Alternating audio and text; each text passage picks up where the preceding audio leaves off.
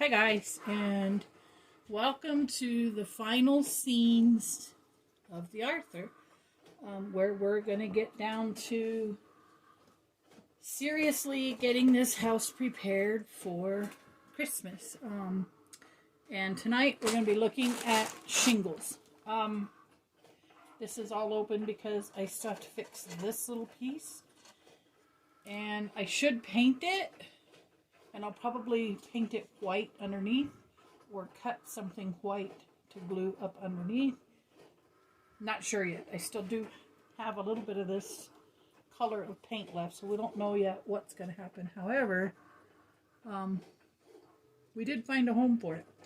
And I have tons and tons and like 2 more bags of shingles full. But those colored, the cedar shingles, I'm saving for our San Franciscan. So I'm going to put these away. And we're going to get started. This is where I do use a glue gun, because as you move up, the shingles tend to stay pretty good. I'm not too worried about that. But right now, I got to put a bead of glue here. And a bead of glue here. And I got to lift this up. Kind of push that in so we can get that piece up. It will stay, I mean, it's not going to go too far. And the next time I do a house, I don't know, I kind of might put a loft or something in there with a little cutout. I don't know, some semblance of, I don't know. But just that would be a cute little loft. But because the roof comes down. Okay, let's see what we got there. Not yet. I may put some Tyvek tape there. Yeah, I think I'm going to put some Tyvek tape there just to make sure it stays where it's supposed to. Now on the front, that's going to be another time. Well, I might spin it around and show you guys how to do the front. When you're getting to the angles, like on the front porch,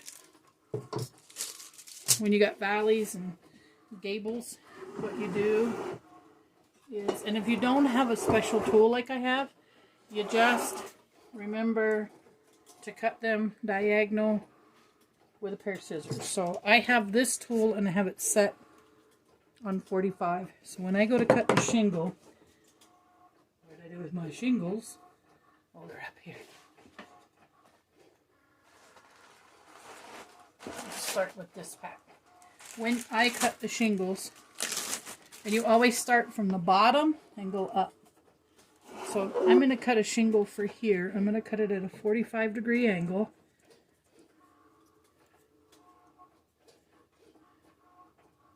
Let's go. We got to go here. Go further up. I'm going to cut it at a 45-degree. And keep both pieces. There's one piece and there's one piece. And so your shingle, like I said, it's going to be cut at a 45. Is going to go. Oops, I did that backwards like this. I don't know, I did that backwards. Cut it for, oh, it should go this way. No, I cut it. Boy, has it been a minute. Okay, so we're going to put this one, oh, that's why. I figured it out, guys. I went too far. So this one's just going to be a slight cut. Let's go a little higher up. Yeah, it's been a minute. Okay, so this one, I don't know if you guys can see, is going to fit. Not quite enough. Not quite enough.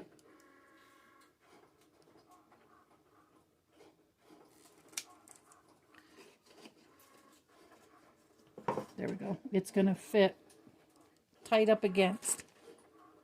And so what you want to do is you want to make sure as you go up, they fit. So the first one is just going to be the very, very edge of this shingle.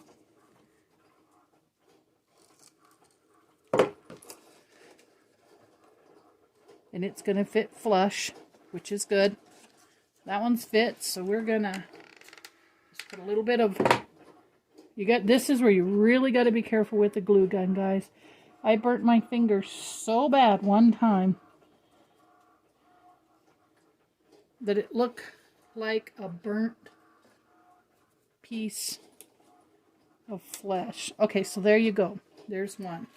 Now the next one, you got to come out a little ways. It's going to come out in this bottom piece, which is not this.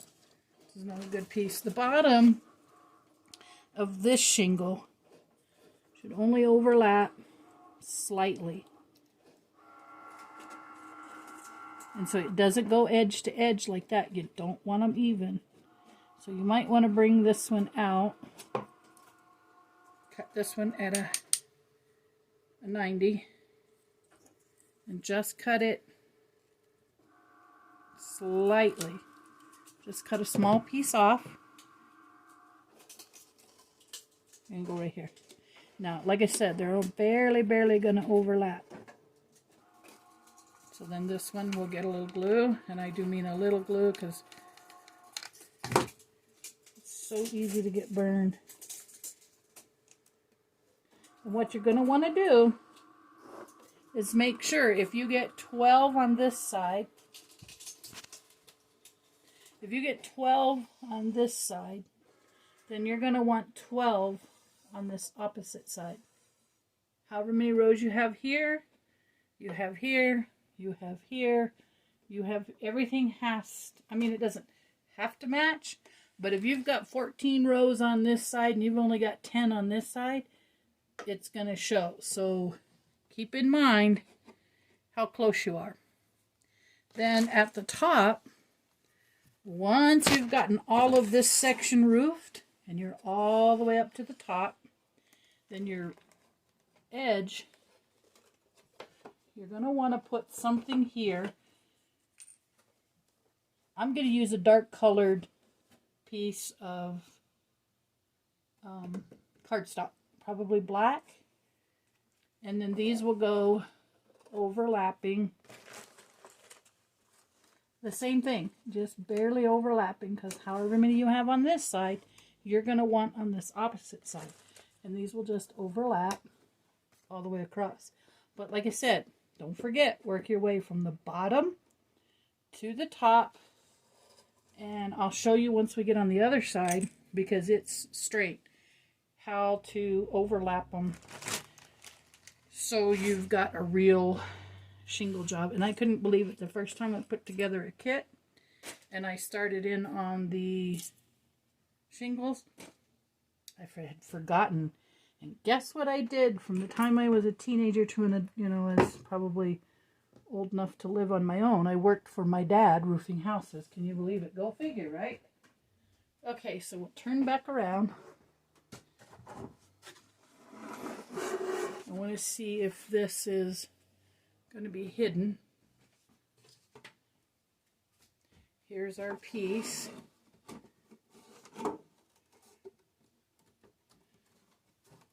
Yes, it's hidden.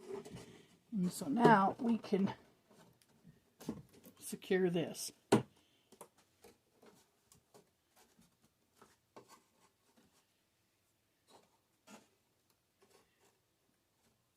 That is going to be how, and again, we're going to start on the bottom.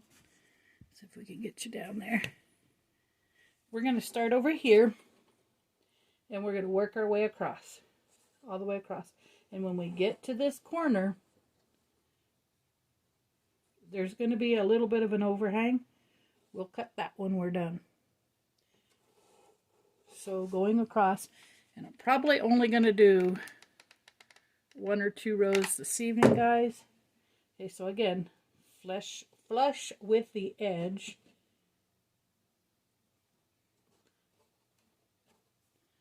And then the next one will go right in. Let me get my bag here. I'm weird. I want them to be the same thickness, and some of them aren't quite. And then you could just run a little glue there. Slide that one in right next to it, and make sure even on the bottom, guys. Make sure you're flush across the bottom. Next row.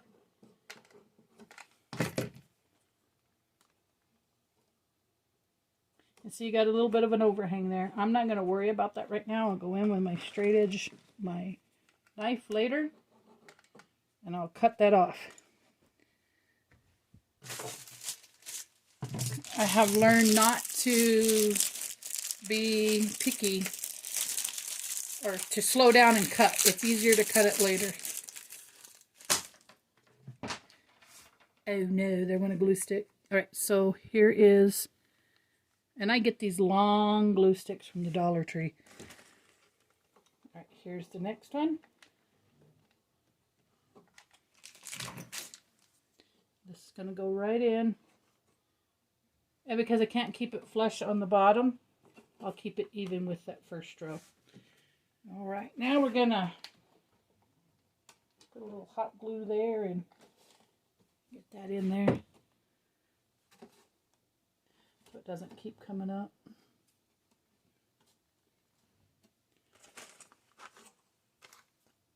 Okay, so like I was telling you, on the next row, you're going to want to cut this in half or start with a really thin one like that.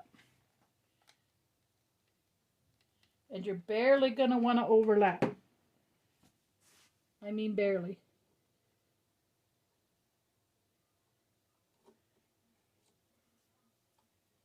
Okay, that one's on. Now then, because we've got that really thin one on there,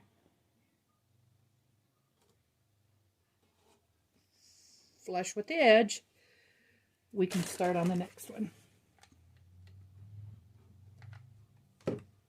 And keep those edges even.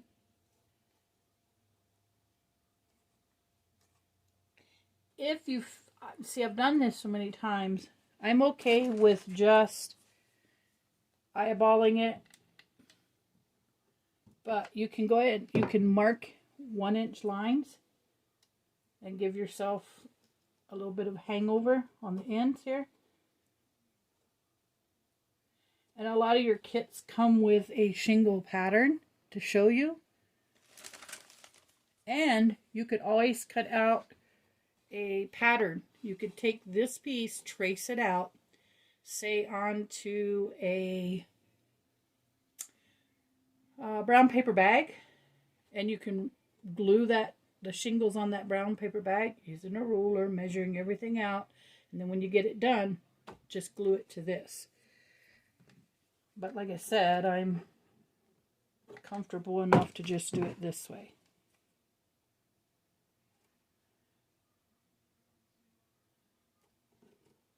And then see, I got another little skinny piece there. Just save all your skinny pieces because you will need them. Alright guys, I hope that kind of helps you with shingling the house. So I'm going to go ahead and upload this.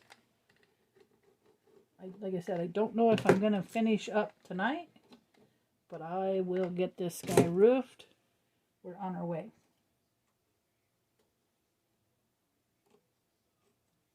Now, normally I would tell you to be super careful also if you get glue down here. You're going to need to get it off right away because if you plan to stain this, the stain will not stick to glue spots. If you're not going to stain it, and you're just going to leave it as is, in this case, I'm leaving it as is, it's not going to matter. Okay, guys, that's how you shingle a roof. And so we'll just go up, all the way up, all the way across. Again, you start at the bottom. When we get here, we'll start the row here, and it'll go all along this edge and all the way across. So that way, like this, before I start this side, I will roof this all the way up to this edge so it's even. And then I'll start this row last. These rows last. Okay, guys, thanks for watching.